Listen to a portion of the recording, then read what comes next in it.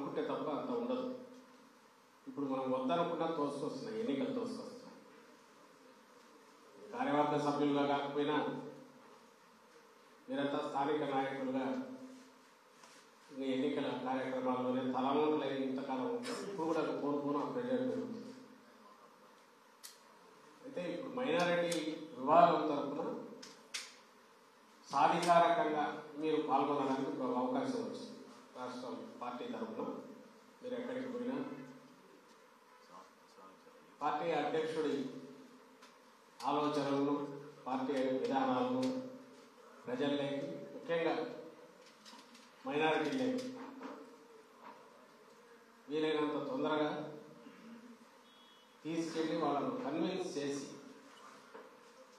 ఈ ఎన్నికలని ఏదైతే జరగబోతున్న యుద్ధం ఉందో దీంట్లో మన పార్టీ టార్గెట్ 175 175 స్థానాలు గెలుచుకునే దిశగా మీ శక్తి వంచన లేకుండా మొత్తం శక్తియుక్తులని దారబోసి పనిచేయాల్సి ఉంటుంది.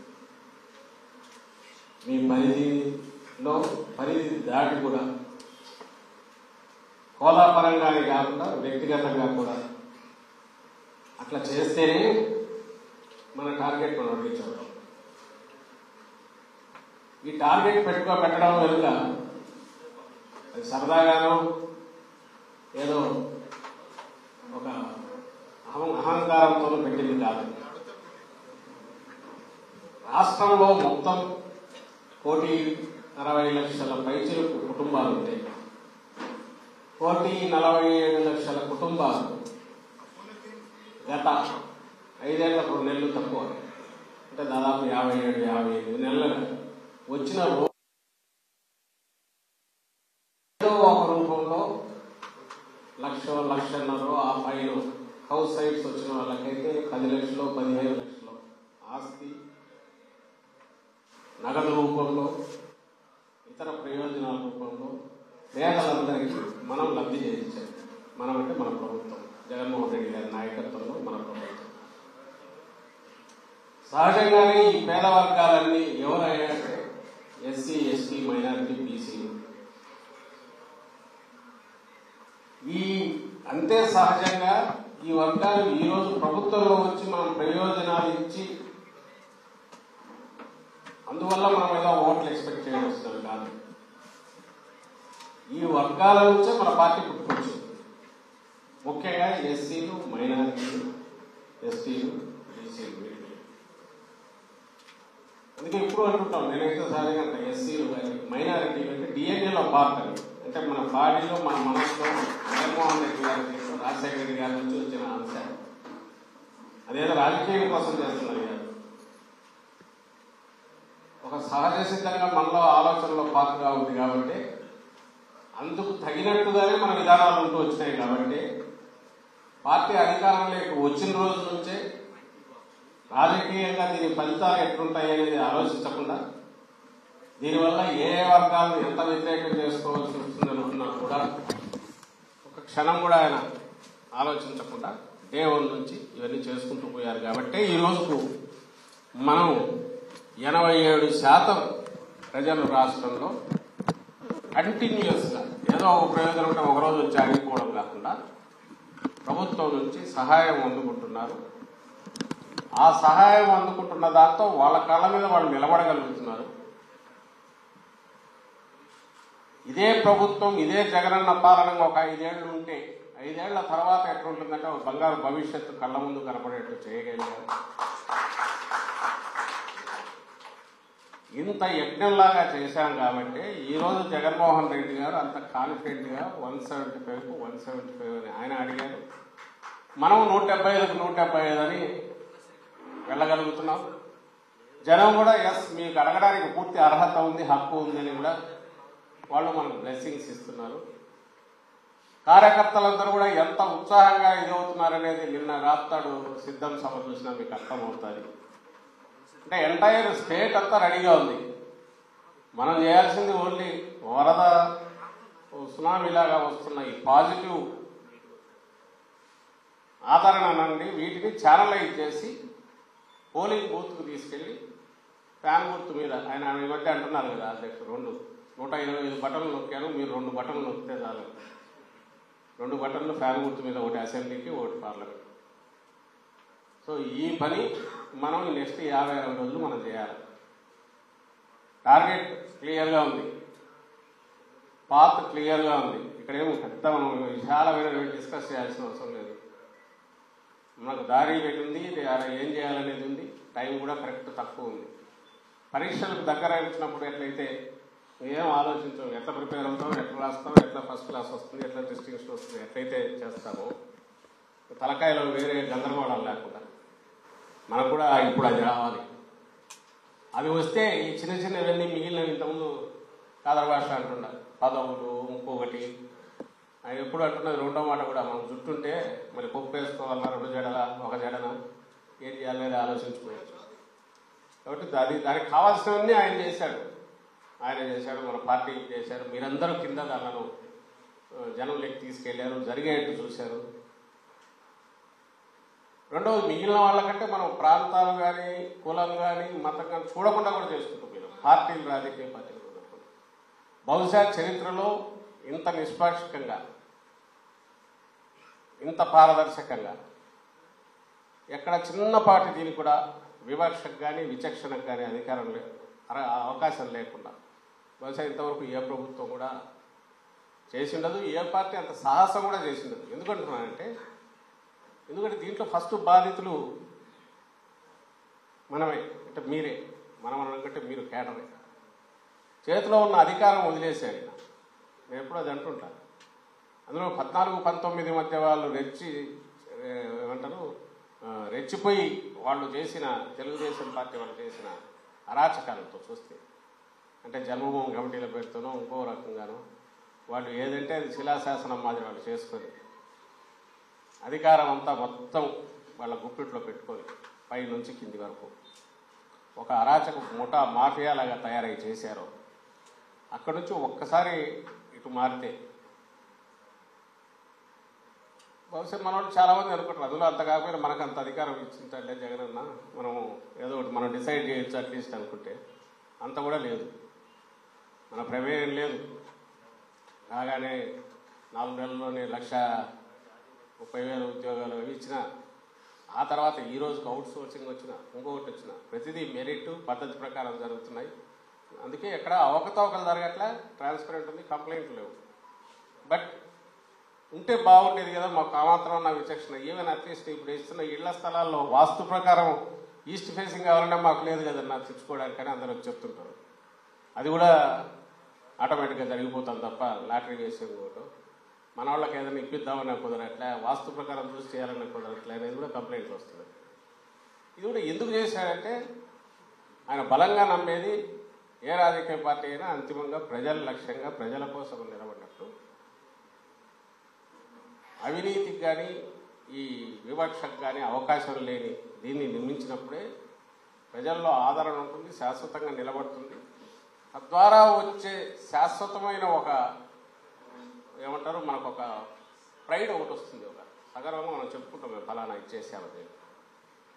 ఇది ముందు అర్థం కాదు కానీ ఆ తర్వాత మనకు అర్థమవుతుంది. ఈరోజు వైఎస్ఆర్ కాంగ్రెస్ పార్టీ నాయకులుగా కానీ, కార్యకర్తలుగా కానీ గతంలో ఏ రాజకీయ పార్టీకి లేనంత గౌరవం ఎందుకుందంటే దీనివల్లే ఉంది.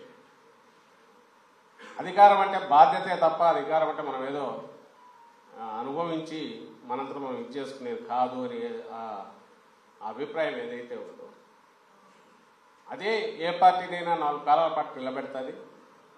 కార్యకర్తలు కూడా అవసరమైన దాన్ని ఏమంటారు మానసికమైన గట్టి దీన్ని ధైర్యాన్ని ఇస్తుంది, మనం దేనికైనా నిలబడగలిగినది ఇస్తుంది. తద్వారా మెల్లగా రావాల్సినవి వస్తాయి. రావాల్సినవంటే నేననేది పదవులు. ఈరోజు పదవులే తీసుకోండి, ఇన్ని పదవులు ఎక్కడన్నా గతంలో ఉన్నాయా, వచ్చాయా? 80% ఎలక్టెడ్ అంతా కూడా మన వాళ్ళైనా కింది వరకు వార్డు మెంబర్లు. దాంట్లో మన మైనారిటీలే చూస్తే ఎంతమంది వచ్చింటారు? మనం ఎంతసేపు ఇక్కడ అందుబాటులో ఉన్నాం ఇవి చూస్తున్నాం. ఇది ఎమ్మెల్సీలు ఎంతమంది, క్యాబినెట్లో ఏంటి, అలాగే మన ఎమ్మెల్యేలు ఎంతమంది పెంచారు. ఎమ్మెల్యేలు కూడా పెంచామే సరే. ఎమ్మెల్సీలు, కౌన్సిల్లో ఎంతమంది ఆయన అన్నట్టు deputy chairperson, deputy CM.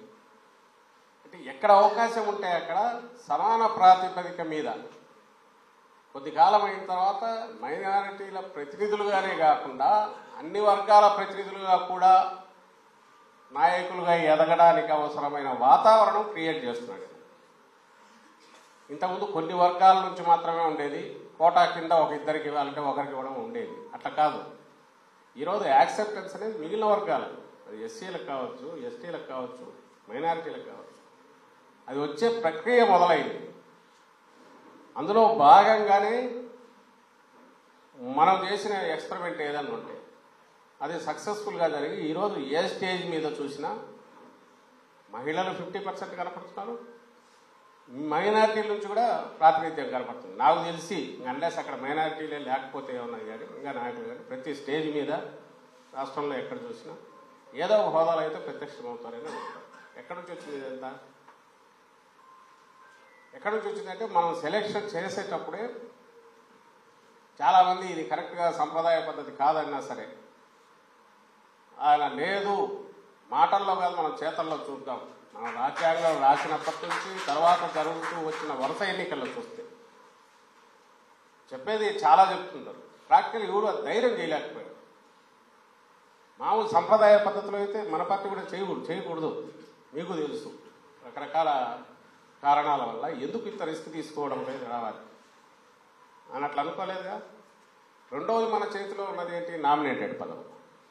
Nominated పదవుల్లో ఏ పార్టీ అయినా ధైర్యంగా ఇవ్వచ్చు, చేతనైనంత 30% ఇద్దాము, ఆ తర్వాత కాదు 50% అని పెట్టి తనకు తాను మళ్ళీ దానికి అవసరమైన చట్టం కూడా చేసి రేపు మళ్ళీ ఎవరమన్నా కొంచెం తగ్గిద్దాం, ఏం 50 ఎందుకు 45 పెడదామంటే కుదరదు కదా, చట్టం ఉందని చూపించడానికైనా చేసి మహిళలకు మన అట్టడుగు వర్గాల కంటే ఎస్సీ ఎస్టీ బీసీ మైనారిటీ 50% పెట్టి నామినేటెడ్ పదవులు మనం ఈరోజు నింపుతున్నాం.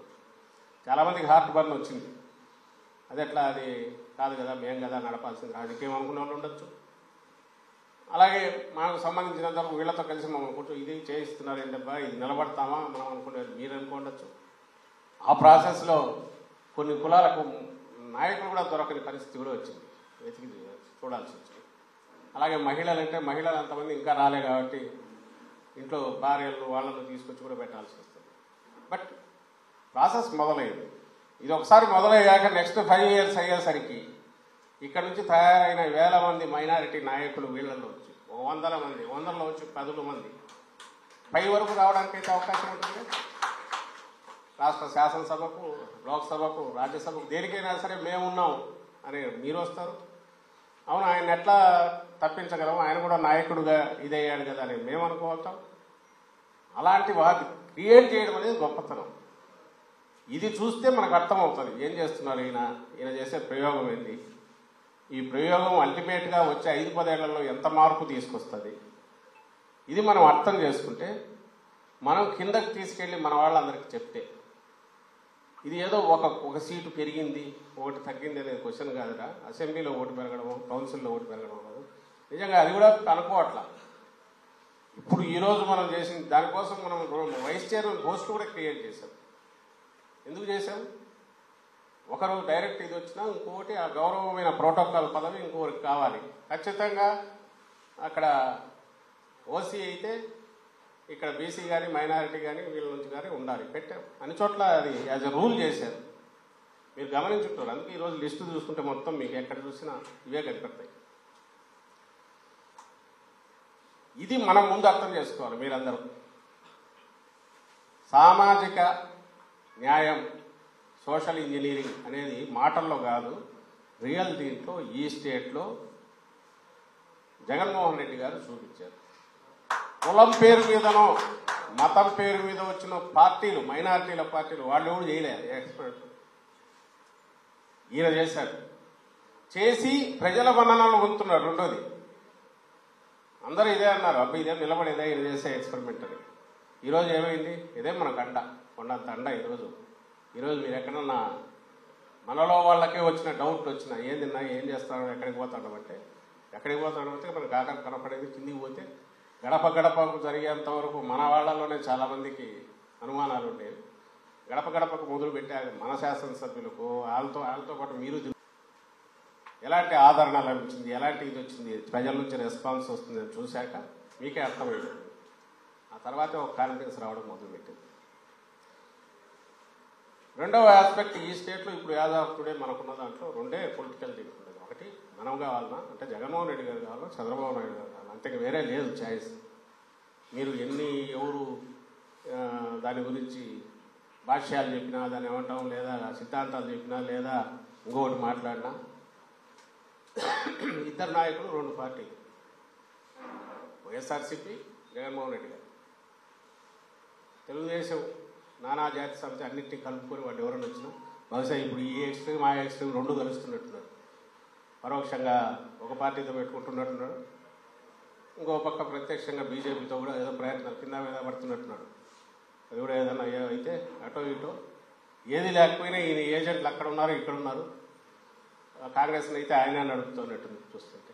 సో దీనివల్ల నేను ఎప్పుడు అంటుంటా, ఒక నక్సలైట్లు ఎవరు వాళ్ళు లేరు ప్రజాస్వామ్య ప్రక్రియలో, డెమోక్రసీ దాని మీద ఎలక్షన్లో వాళ్ళు పార్టిసిపేట్ చేయరు. అంటే వాళ్ళని కూడా పట్టుకునేవాడు, ఏదో వరంగా పట్టుకుని అయినా చేసుకునేవాడు. అలాంటి దీంట్లో సిద్ధావస్తుడైన ఆయన అన్నీ తీసుకొచ్చినా వాళ్ళు చూసేది ఇంకా చంద్రబాబు నాయుడు గారిని ముఖ్యమంత్రి క్యాండిడేట్గా వాళ్ళు, ఇటు పక్క మనం జగన్మోహన్ రెడ్డి గారు వైఎస్ఆర్సీపీ. సో ఇద్దరు జగన్మోహన్ రెడ్డి గారా, చంద్రబాబు నాయుడు గారు, వైఎస్ఆర్సీపీనా, తెలుగుదేశం పార్టీ, ఇది ఛాయిస్. ఎవరు దేన్ని చూజ్ చేసుకోవాలనేది స్పష్టంగా మనం కిందికి తీసుకెళ్ళాలి. ఏది కావాలి ఇందులో, ఇదే దీనికి మీరు ఎన్ని చెప్పినా ఆఖరికి వచ్చేసరికి అదే, ఈ గుర్తు మీద వేయాలన్నా, ఆ గుర్తు మీద వేయాలన్నా. మనకు ఇన్ని ఉన్నాయి చెప్పడానికి, ఫ్యాన్ గుర్తు మీద వేయడానికి. మనం ఏం చేసామనేది మీకు చెప్పదలుచుకోలేదు, ఎందుకంటే మీకు తెలుసు ఏమేం చేసాము ఇంతకాలం అనేది. ఉపన్యాసం మాది చెప్పదలుచుకోవాలి, అవి మీకు తెలుసు, మీరు పార్ట్ ఆఫ్ ఇట్. అది ప్రచారం కూడా చేస్తున్నారు, కిందికి తీసుకెళ్తారు. ఎట్లా చేయాలనేది నేను చెప్పదలుచుకున్నాను. ఎట్లా చేయాలనేది మీరు ఇమ్మీడియట్ మొదలుపెట్టి, ఇంతకుముందు మీటింగ్లో చెప్తున్నాం, మళ్ళీ చెప్తున్నాం, ముందు తలకాయలకు గందరగోళం తీసేయాలి. ఈ పెద్ద ఇదైతే ఏమవుతుంది, అదైతే ఏమవుతుంది, వాళ్ళు అట్లా వస్తారు, మనం ఇది చెప్తే. ఆ మధ్య ఏదో ఉంది షాదీ తోఫా, నిన్న చూసి నాకు గుర్తొచ్చింది. 10th క్లాస్ తీసేస్తే కొంచెం వస్తే ఓట్లు వస్తాయి ఇవన్నీ. ఆయన ఎంతసేపునా సీఎం గారేమో అది పెట్టింది ఒక ఇన్సెంటివ్ లాగా ఉండాలి తప్ప, ప్రోత్సాహకంగా. అంటే నువ్వు 10th చదివిస్తే, అమ్మాయిలను చదివించడం అనేది ఏదైతే లేదో బాగా చదివిస్తే దానికి ప్రోత్సాహంగా ఇది ఉంటుందంటే, ఓవర్ ది పీరియడ్ ఒక 5 ఏళ్ళు 10 ఏళ్ళు అయ్యేసరికి మన ఇళ్లలో అమ్మాయిలంతా బాగా చదువుకున్న వాళ్ళు అవుతారు. ఆ లక్ష్యం పెట్టుకోకుండా జస్ట్ ఓట్ల కోసం 4 వస్తాయంటే ఇది చేస్తే ఇంకా దానికి ఏముంది, డబ్బులు డ్రైన్లో పోయినట్టు పోతుంటాయి. ఇవి ఇచ్చినవి కుటుంబాలు అయితే వాళ్ళ కాళ్ళ మీద వాళ్ళు నిలబడరు కదా. వాళ్ళు చదువుకోవాలి, వాళ్ళు పైకి రావాలి, వాళ్ళు పోటీ పడాలి. సమాజంలో మార్పు రావడం అంటే అది కదని ఒక బలంగా ఒక వ్యక్తి విశ్వసిస్తున్నాడు. అది నాకు ఆశ్చర్యం. నేను కమ్యూనిస్ట్ దీని నుంచి వచ్చిందో తెలుసు, సిద్ధాంతం చదువుకుని ఆయన ఏం చేయట్లేదు. జస్ట్ మానవత్వంతో ఆలోచిస్తున్నాడు, మనసుతో ఆలోచిస్తున్నాడు, దాంతో చేయగలిగిన పనులు వాళ్ళ తండ్రిలాగా చేస్తున్నాడు. కాబట్టి ఇవన్నీ జరుగుతున్నాయి. మనం ఆ పట్టుదల ఉన్నది నిజంగానే తెలియకుండానే పిల్లల నుంచి ప్రెజర్ పెరుగుతుంది. తల్లిదండ్రులు కూడా చదివించాలనుకుంటారు, కనీసం 10th క్లాస్ చదివించాలి. దానికోసం కాకపోయినా మెల్లగా అలవాటు పడ్డాక ఆ పక్కింట్లో చదువుతుంటే ఈ పక్కింట్లో మన ఇంట్లో ప్రెజర్ పెరిగితే మెల్లగా పిల్లలు చదువుకుంటారు. ఒక పీరియడ్ ఒక 5-6 years తర్వాత చూడండి, అప్పుడు ఇది అవసరం లేకుండానే వాళ్ళంతా వాళ్ళు పెరుగుతారు. షాదీ తోఫా అనే అవసరం లేకుండా వీళ్ళే నలుగురికి సపోర్ట్ ఇచ్చే రకంగా వీళ్ళు పెరగాలి, ఆ కుటుంబం పెరుగుతుంది. అదే టార్గెట్. నేను ఇది ఎందుకు చెప్తున్నానంటే, మనం సంకుచితంగా సంప్రదాయ పద్ధతిలో ఆలోచిస్తే అది కరెక్ట్. ఇప్పుడు ఎలక్షన్లు వస్తున్నాయి, ఆడవాళ్ళందరికీ ఉచిత బస్సు ప్రయాణం పెట్టి ఏదో ఓట్లు వస్తాయి, లేకుంటే 3 సిలిండర్లు ఇస్తే ఓట్లు వస్తాయి. ఆయన అట్లా ఆలోచించట్లా. తను ఆలోచిస్తున్నది ఇట్లా ఎలక్షన్ టైం రాగానే తిరుపి వేసినట్టు ఓటేసినట్టు ఇస్తే దాని మీద ఆధారపడి ఉండే బతుకులు కాకుండా ఎవరంతటా వాళ్ళ కాళ్ళ మీద నిలబడి వాళ్ళు ఆలోచించుకొని వాళ్ళ విచక్షణతో వాళ్ళ కుటుంబాలను పైకి తెచ్చుకోగలగడం ప్రతి పేద కుటుంబం కూడా. అలాగే తమ చుట్టూ ఉండే వాళ్ళు కూడా హెల్ప్ చేయగలిగినట్టు నాయకులుగా ఎదగడం. ఇది అన్ని వర్గాల నుంచి వచ్చేసరికి అదే సహజమైన సామాజిక న్యాయానికి దారి తీస్తుంది అనేది బలంగా విశ్వసిస్తున్నారు. అభివృద్ధి జరుగుతుంది, సామాజిక న్యాయం జరుగుతుంది. అండ్ ఇండియాలో భారతదేశంలో ఏ స్టేట్ ఖచ్చితంగా నెక్స్ట్ 29 అయ్యేసరికి నేనైతే బలంగా విశ్వసిస్తాను, ఇండియాలో నంబర్ 1 స్టేట్ ఏది సామాజిక న్యాయంలో కానీ అభివృద్ధిలో కానీ సంక్షేమము అభివృద్ధి కలగలిపి ఏ రకంగా సంక్షేమం ద్వారా అభివృద్ధి అనేది కూడా చూపించే స్టేట్ ఏదైనా ఉందంటే ఇండియాలో ఆంధ్రప్రదేశ్ ఒక నెంబర్ 1 ఉంటుంది. ప్రపంచంలో కూడా స్టడీ చేయదగ్గ రాష్ట్రంగా ఉంటుందని నేను బలంగా నమ్ముతున్నాను. ఎందుకంటే మనంత కాంప్లికేటెడ్ సమాజాలు చాలా బయట లేవు. కులాలు మతాలు ఇన్ని రకాలైనటువంటి మళ్ళీ ఆర్థికపరమైన భేదాలు పెట్టు ఇలాంటి చోట ఈ ప్రయోగం ఇంత సక్సెస్ఫుల్గా ఈ 5 ఏళ్లలో మాకు అర్థమయ్యేది కదా ఆయన చేస్తున్నది చూస్తే ఇది ఎక్కడికి పోతుంది అనుకుంటే ఇది ఇప్పుడు పిక్చర్ కనపడుతుంది. వచ్చే 5 ఏళ్ల తర్వాత చూడండి ఎట్లుంటుంది. ఈరోజు కోవిడ్ లాంటి దాంట్లో మనం తట్టుకున్నామన్నా ఆ తర్వాత ఈరోజు ఎకానమీ ఏమి మార్పు వచ్చింది జరిగిందా అని అంటే పర్చేసింగ్ పవర్ పెరిగింది. ప్రతి ఒక్కరి చేతిలోకి డబ్బులు వచ్చాయి. అవి ఎక్కడికి పోతున్నాయి? ఈ మధ్య చూస్తే ప్రతి సెక్రటేరియట్ లెక్క తీస్తే గత ఈ 4-5 ఏళ్లలో 22 నుంచి 28 కోట్లు 30 కోట్లు ఖర్చు పెట్టాను గవర్నమెంట్ చిన్న రోడ్లు కావచ్చు డ్రైన్లు కావచ్చు లేదా సంక్షేమ పథకాలుగా వాళ్ళకు పోయిన బెనిఫిట్స్ కావచ్చు ఎన్ఆర్ఈజీ వర్క్స్ కావచ్చు ఎనీథింగ్. ఒక సెక్రటేరియట్ పరిధిలో అంటే 2000 జనాభా ఒక 600 ఇళ్ళు 700 ఇళ్ళు ఉండే దగ్గర 4 ఏళ్లలో 22 కోట్లు అక్కడికి పోయింది. ఏమవుతుంది ఇది? ఎక్కడే సర్క్యులేట్ అవుతుంది. ఓ బిజినెస్గా చిన్న బిజినెస్గా మళ్ళొచ్చు, ఒక అగ్రికల్చర్లో ఏదో ఇన్పుట్ కావచ్చు, ఇంకొకటి కావచ్చు. చాలా మనం ఇరిగేషన్ కదా నీళ్ళు ఎట్లయితే ఒక కాలువలో ఇచ్చి పెంచితే పద్ధతి ప్రకారం పెంచితే మామూలుగా వర్షానికి పండే పంట 4 టన్నులు వస్తే 10 టన్నులు వస్తుంది. ఇక్కడికి వచ్చేసరికి చేతికి వచ్చేది సద్వినియోగం చేసుకునే అవకాశాలు కూడా క్రియేట్ చేశాం. మీకు తెలిసిన వాళ్ళే ఉంటారు. మనం ఇచ్చే ఆసరా కానీ చేయూత కానీ దానికి బ్యాంక్ లోన్ సపోర్ట్ ఇప్పిస్తున్నాం. చాలా చోట్ల కిరాణా కొట్టు పెట్టుకున్నారు, పాడి ఆవులు తీసుకున్నారు, ఇంకోటి చేస్తున్నారు. చేయగలిగింది అవి ఏం చేయొచ్చో కూడా చెప్తున్నాం. వీటన్నిటికీ స్థానికంగా ఉండే నాయకత్వం మనం కొంచెం సపోర్ట్ ఇస్తే స్థానికంగా ఉండే నాయకత్వం కానీ ఎడ్యుకేటెడ్లో కానీ థింకింగ్లో మార్పు వస్తే ఖచ్చితంగా లోకల్ ఎకానమీ బూస్ట్ వస్తుంది, పెరుగుతుంది. ఇది మనం సాధించింది. అందుకే ఈరోజు దేశమంతా ఒక రకంగా ఉంటే ఏపీలో మాత్రమే గ్రోత్ కనపడుతుంది. మా కియా లాంటి ఒక ఇండస్ట్రీ చూపించే దానికి మించినవి వచ్చినాయి లెక్కేస్తే. అయినా దాన్ని ఎందుకు దానికంటే ఇది ఎక్కువ కనపడుతుందంటే ఊరే మారిపోయింది. రాష్ట్రంలో ఉండే 15,000 పంచాయతీలన్నీ మారిపోయినాయి. ఎవరన్నా ఊహించినారా ఒక ఫ్యామిలీ డాక్టర్ కాన్సెప్ట్ అనేది వస్తుంది? రోగం వస్తే ఎక్కడికి పోవాల్సి వచ్చేది. ఈరోజు అది మనం అక్కడి నుంచి పై వరకు లింక్ చేసాం. ఇంకా కావాల్సినవి ఉన్నాయి. ఇంకా 17 మెడికల్ కాలేజ్ రావాలా, స్పెషలిస్టులు కావాలా, ఇవన్నీ అవుతాయి. కానీ దానికి వైపు తగ్గడానికంటే ఒక హైవే ఎక్కినాం పోతున్నాం కనపడుతుంది. ఇక పోయేదానిలోకి ఎక్కేసాం, మన కళ్ళ ముందు రిజల్ట్స్ కనపడుతున్నాయి. నెక్స్ట్ 5 ఇయర్స్లో దాంట్లోకి వెళ్తాం. వెళ్ళాలంటే మళ్ళీ ఎవరు రావాలంటే ఈ ప్రభుత్వం రావాలా. పునాదులు అయినాయి, బేస్ మట్టం అయింది, పైకి వచ్చింది. పైన సూపర్ స్ట్రక్చర్ రెడీగా ఉంది. ఒక పెద్ద స్కై స్క్రాపర్ అంటే ఆకాశ హార్మ్యానికి కావాల్సినంత టవర్స్ నిర్మాణానికి రెడీ చేశారు. ఇప్పుడు ఏమాత్రం ఏమర్పాటు అయినా కూడా ఇది ఇక్కడే ఆగిపోతుంది. ఇంకా దాన్ని ఆ బేస్ మట్టం మీద వాళ్ళ సొంతం కట్టుకోవడానికి, సొంతం భవనాలు కట్టుకోవడానికో ఇంకా ఏ రకంగా చేయాలనేది టీడీపీ కాల్చుకోదు. దోపిడీ ఎట్లా చేయాలా, ఎట్లా దోచుకోవాలి కదా, ఇది కళ్ళ ముందు కనపడేది. ఇది 87% మంది అందరూ ఇప్పుడు. అందుకే తెలుగుదేశం పార్టీ ఎంత అబద్ధ ప్రచారం చేసినా, ఆయనతో పాటు ఉండేవాళ్ళు ఆ మీడియా ఎంత విష ప్రచారం చేసినా, కల్పనలో అబద్ధాలతోనే వాళ్ళు ఏమేమి చేసేదన్నా అవి ఆ పత్రికలకు వాస్తవం తెలియని కొన్ని సెక్షన్స్ ఆఫ్ ఈ అర్బన్ ఏరియాస్లో ఉండేవాళ్ళు, సమాజంతో అసలు రూట్స్ పోలేని వాళ్ళకేమన్నా ఎక్కుతాయో కానీ ఓట్లు వేయని వాళ్ళు ఉంటారు కొంతమంది. దాంట్లో రియల్ గ్రౌండ్ గ్రాస్ రూట్స్లో ఉన్న ప్రజలకు తెలుసు అది కాదు వాస్తవం. మా బతుకుల్లోనే ఇంత మార్పు వచ్చింది కాబట్టి ఆయన చేసేవి మాకే ఉపయోగపడుతున్నాయని వాళ్ళకే తెలుసు కాబట్టి వాళ్ళు ఎంత చేసినా అది కిందికి సింక్ కావట్లా. అయితే మనం చేయాల్సింది ఈ ఊదర కొట్టడం ముందు మనం కిందికి పోయి వాళ్ళని తట్టి లేపి రిస్క్ ఇటు పోతే రిస్క్. ఆల్రెడీ మంచి బాటలో నడుస్తున్నాము, ఇది పక్కాగా నడవాలి. మనం మళ్ళీ ఇంకా తిరుగులేని ఈసారి దెబ్బ కొట్టాలి. 175 టార్గెట్ మనం పెట్టుకోవాలి. అందుకోసం మేము ఇంత శ్రమ పడతాం, మీ దగ్గరికి వస్తున్నామని చెప్పండి. గెలవడం మనం గవర్నమెంట్ ఫామ్ చేయడానికి ఇంత కష్టపడాల్సిన అవసరం లే, మీరు తిరగాల్సిన అవసరం లేదు. 110 120 అయితే ఏం కష్టపడాల్సిన అవసరం లే. వాళ్ళంతటా వాళ్ళు రెడీగా ఉన్నారు. రావడానికి ఫ్యాన్ గుర్తు మీద ఓటు వేయడానికి గుద్దడానికి రెడీగా ఉన్నారు జనం కూడా. మనం చెప్పాల్సిన అవసరం లేదు. ఆ మిగిలినది ఎట్లా చేయాలనేదే మనం పాస్ కావడము, ఫస్ట్ క్లాస్ రావడం అనేది ఇష్యూ కాదు. స్టేట్ ఫస్ట్ నేషనల్ ఫస్ట్ రావడానికి ఎట్లయితే బట్ ఆ ఎక్స్ట్రా ఎఫర్ట్, ఆ అడిషనల్ ఎఫర్ట్ మనం చేయాలి. సో నేను మీకు చెప్పదలుచుకుంది ఇది. దీనికి ఎట్లా చేయాలి, ఏం చేయాలనే దాంట్లో ఇప్పుడు ఆయన అన్నట్టు మీ సమావేశాలు ఎవరు జరుగుతాయి. ఇంతకుముందు కూడా అనుకున్నాం, ఈ సోషల్ మీడియా బాగా డెవలప్ అయింది, బాగా ఇదైంది. వాళ్ళ ఆన్స్లాట్ అంటే వాళ్ళ దాన్ని యూజ్ చేసుకుని అబద్ధ ప్రచారంతో వాళ్ళు చేస్తున్నారు. మనం నిజాలు ఏవో వాటితో పెట్టుకుని మనం చేయాలి.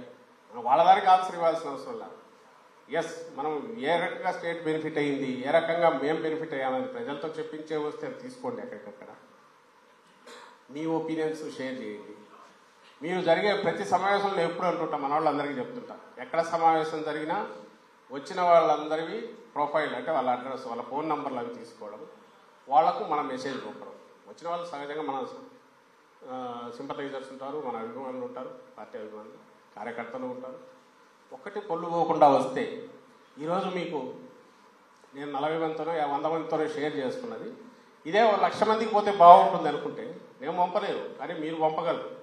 మీరు ఎట్లా పంపగలరు? మీరు కొంతమందిని ఎక్కడ మీటింగ్లు జరిగినప్పుడు వాళ్ళ ప్రొఫైల్స్ తీసుకుని మనకు మెసేజ్లు ఏమైనా ఉంటే దాని ద్వారా వాళ్ళకి పంపుతుంటే అక్కడి నుంచి అక్కడికి ఫర్దర్ పంపుతుంటే ఒక నెట్వర్క్ బిల్డ్ చేయడం అనేది అది కంటిన్యూస్ ప్రాసెస్. ఇప్పుడున్న సోషల్ మీడియా డామినేషన్లో ఏ రోజుకి ఆ రోజు జనం ఒపీనియన్ మార్చుకుంటాను, అటు ఇటు మారుతున్నప్పుడు ఖచ్చితంగా కంటిన్యూస్గా వాళ్ళు చేసే విష ప్రచారం దాన్ని ఎప్పుడెప్పుడు తిప్పికొట్టడాలంటే మంది పాజిటివ్కి పోవడం అనేది తప్పనిసరి. ఈరోజు చూస్తున్నాం, చంద్రబాబు నాయుడు ఎన్నాళ్ళైంది అరెస్ట్ అయ్యి ఆ తర్వాత నానా రోగాలు ఉన్నాయని చెప్పి ఏడ్చి గగ్గోలు పెట్టి ఆగింత పిల్లోడు కదా చేసినట్టు చేసి కోర్టు దగ్గరకు పోయి అన్ని రకరకాల నాటకాలు ఇవన్నీ చేసి అన్నీ చేశారు. అసలు ప్రపంచంలో లేని రోగాలని చెప్పినారు కదా. ఈరోజు మరి అంత ఆనందంగా తిరుగుతాడు, మనం మర్చిపోయినాం. అసలు అతను అరెస్ట్ అయింది మర్చిపోయినాం. అంటే వాళ్ళు ఊదరగొట్టులో ఇది పోయింది. కొన్ని అరెస్ట్ కూడా ఏమైనా మామూలు దీనిలో మీద అయినాడా? Straight case, open and shut కేసులో అరెస్ట్ అయ్యాడు. దానికి సంబంధించిన స్కిల్ డెవలప్మెంట్ స్కామ్లో అయితే అంత ఇదిగా జరిగింది, అది అయిపోయింది. జైలుకు పోయినాడు, 50 రోజులు 60 రోజులు ఉన్నాడు. అప్పుడు అంత నానాయాగి చేశాడు, చేసి ఆ తర్వాత కోర్టులో ఏదో విశ్లేషణ ఆ సానుభూతితో బయటకు వచ్చాడు. వాళ్ళు పోనీలే పెద్ద ఆయన అని చెప్పి వాళ్ళు ఇస్తే ఈరోజు రూమ్ మీర్చుకొని తిరుగుతున్నాడు. ఏదో నేను 20-30 ఏళ్ళ పిల్లాడు నేను మాట్లాడుతూ తిరుగుతున్నాడు ఆయన. అయినా మనం మర్చిపోయినాం, జనం మర్చిపోయినారు. మరి గుర్తు చేయొద్దు మనం అప్పుడప్పుడు వాళ్ళకి. ఆయన బతుకది ఆయన చేసింది. అధికారం ఇస్తే పోలవరం మొత్తం ఏటీఎం చేసుకుని ఆయన మోడీ చెప్పింది ఎట్లా అది కరెక్ట్. ఈ పక్క చిన్న స్కిల్ డెవలప్మెంట్లో కూడా ఇట్లా దొరికాడు. రింగ్ రోడ్ అని ఇక్కడ తిప్పాడు. ఆయన వస్తే ఎంత భయంకరంగా ఉంటుంది అనేది ఇప్పుడుదే మర్చిపోతుంటే జనము. 14-19 ఎక్కడ గుర్తుంటుంది? మనం గుర్తు చేయాలి. సో వీటన్నిటికీ మెటీరియల్ ఉంది, అంతా ఉంది. దాన్ని ఎట్లా తీసుకుపోతాం అనేది మనకి దీన్ని బట్టి ఉంటుంది. సో సమావేశాల రూపంలోనూ మీటింగ్ రూపంలో కాకుండా వ్యక్తిగతంగా మీ సొంత పలుకుబడి అలాగే ఆర్గనైజర్గా మన పార్టీ తరఫున వీటన్నిటిలో పాల్గొనడం ద్వారా, సమావేశాల ద్వారా, వాటి ద్వారా చేయాల్సింది. నేననేది ఒకటి, 50-60 రోజులు మోర్ ప్రోటోకాల్స్ రిచువల్ కంటే కూడా ఏదో ఇట్లా జరగాలి, వచ్చినాం అందరం దండలు వేసుకున్నాం, ఇప్పుడు రాగానే శాలువాలు ఎందుకు కావాలి? ఎంత మనమంతా ఒకే కుటుంబ సభ్యులు అంటున్నాం. మనకు ఒకరికొకరు వచ్చి నేను కార్యకర్తలే, మీరు కార్యకర్తలు, అందరం కార్యకర్తలమే. బాధ్యతలు డిఫరెంట్ బాధ్యతలు ఉంటాయి. ఓసారి ఒకరికి బాధ్యతలు వస్తాయి. ఇది కిరీటాలు కాదు. మనకు కావాల్సింది మనం ఏ రకంగా ప్రయోజనం కలిగించే రకంగా పని చేయగలిగాం. ఇవన్నీ తలకాయలో తీసేసి అండ్ పార్టీకి మేలు చేయగలిగాం, జగన్మోహన్ రెడ్డి గారికి మేలు చేయగలిగాం, మళ్ళీ మనం అధికారంలోకి రాగలిగాం. వస్తే మనమే కదా వచ్చేది వైఎస్ఆర్ కాంగ్రెస్ పార్టీ. ఇది గుర్తించండి. మిగిలిన కార్యక్రమాలు ఏర్పాటు చేసినవన్నీ అందరూ పార్టిసిపేట్ చేయండి, వీళ్ళు ఎంతమందిని తీసుకురండి, సక్సెస్ చేయండి. దానికంటే ఎక్కువ అన్ని వర్గాల ప్రజల దగ్గరికి వెళ్ళండి. మైనారిటీ వర్గాల దగ్గరికి ఎందుకు ఎక్కువ పోమంటామంటే వాళ్ళ భావోద్వేగాలు, సెంటిమెంట్లు కానీ ఎమోషన్స్ మీరైతే ఆన్సర్ చేయగలరు, ఇది చేయరు. సో వాళ్ళలో ఎక్కువ తిరగండి, అనుమానాలపై నివృత్తి చేయండి. ఇప్పుడు మనకు వస్తున్న మైనారిటీలో ఏదైతే ఉందో దాని మీద ఈసారి 10-20% చాలా కారణాల వల్ల మనం ఎంత అభిమానం ఉన్నా, రాజకీయ కారణాలు, స్థానిక కారణాలు, లేకపోతే మన మధ్య ఒకరు పడకనో ఒకడు ఆ గ్రూప్లో ఒకడు ఈ గ్రూప్లో ఉండేవంటే అవన్నీ మర్చిపోయినా వీలైనంత మందిని ఎక్కువ తీసుకురావడానికి మీరు 10 మెట్లు దిగైనా సరే మీ వంతు ప్రయత్నం చేయండి. మైనారిటీ ఓటు పర్సెంటేజ్ పెంచడానికి, ఓట్లు వేయడానికి రావాలి, దాంట్లో మన పర్సెంటేజ్ పెరగాలి. ఇది మీరు దృష్టిలో పెట్టుకొని నేనన్నా మన first class already decided, first క్లాస్లో కూడా super first class decided. What we want is 100కు 99% ఎట్లయితే మనం ఇది వచ్చినామో, మన మేనిఫెస్టో ఎట్లయితే చేసామో దాన్ని దాటి 100కి 100% అంటే 175 టార్గెట్గా మీరు ఎక్కడెక్కడైతే ఉన్నారో అక్కడ యాక్టివ్గా పనిచేయాలని కోరుతూ సెలవు తీసుకుంటున్నాం. Thank you.